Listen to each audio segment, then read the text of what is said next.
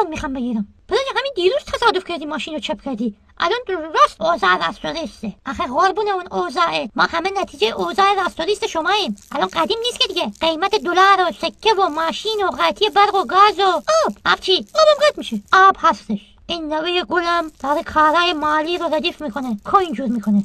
مثلا نگفته بودی از کجا داری کوین جور میکنی؟ از پلاس 650 تا کوین و ارز محبوب رو پشتیبانی میکنه. با 10,000 تومان میشه شروع کرد و کم کم یاد گرفت. آخه 10,000 تومان که خیلی کمه، ماچ نمیدن به آدم. یاد گرفتی بیشترش کن. ربات معامله‌گر هوشمند داره و پشتیبانی 24 ساعته. میتونی تا 3 برابر بیشتر کنی سودت رو. با آموزی نداره که. نه دیگه، ارز دیجیتال، ارز پلاس کارش درسته. من طول ارز دیجیتال سر نمیارم، ولی سعی کن یه کوین خوب جور کنی.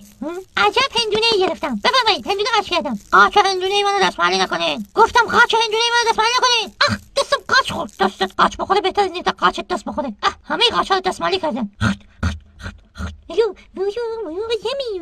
راسته پدر سالار میخواد زن بگیره؟ آره دیگه حتما راسته. آره بیا بشین ببین. راسته پدر سالار نمیشه با یکی دوست معمولی باشی فقط؟ حتما تو خودش یه چیزی دیده دیگه. الان همونه میخواد تو یکی دیگه ببینه.